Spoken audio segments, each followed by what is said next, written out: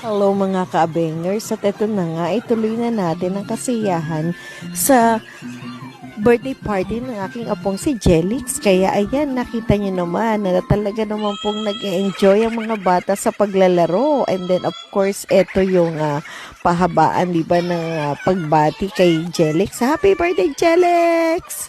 Sino kaya ang nanalo, mga ka-abengers ko, di ba? And then syempre ang mga bata talaga naman po gustong-gusto nila at talagang nag-try silang pahabaan. And then syempre hindi rin mawawala yung kailangan mag-participate din ng mga matatanda, kaya ito yung mga tatay, di ba? So kembot-kembot, yung bawat kembot nila sa kanan at kaliwa, harap at likod ay may mga katumbas na pera yan, di ba?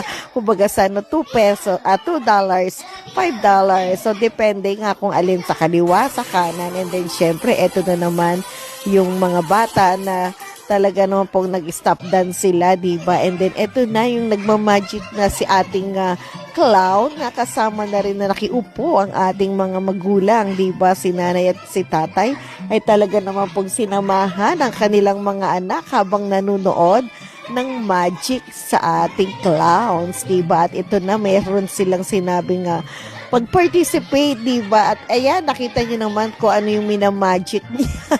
Ay, talaga naman po yung, anong tawag dito, noodles, diba? Na talaga namang wow, pinatitikim mo sa bata pero ayaw niya. Kaya ang nangyari, ang clown na lang ang kumain ng noodles na yan. And then sabi nga, ano ba, masarap ba ito? Syempre, of course, masarap na masarap, diba? Kaya ayan, no, nakita nyo. And then, syempre, tahimik lang yung bata, diba? Na talagang nakangiti. O, ayan. Enjoy talaga ang bawat isa, diba? And then, pagkatapos nga niyan, diba, may mga magic din, mga tricks din na pinakita itong ating clown, diba? So, naging magician pa nga siya, diba?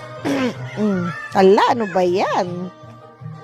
At ito, wow! So, mag-iingat lang po tayo sa pag-ano ng apoy na yan.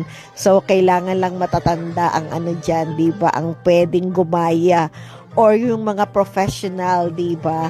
And then, ito na yung asa na namang magic. So, may ilang bata dyan na medyo hindi naniniwala, and then eto na yung mga pictures namin, di ba, na talaga naman pong super enjoy talaga. Kaya ano pa, thank you so much sa pagsubaybay.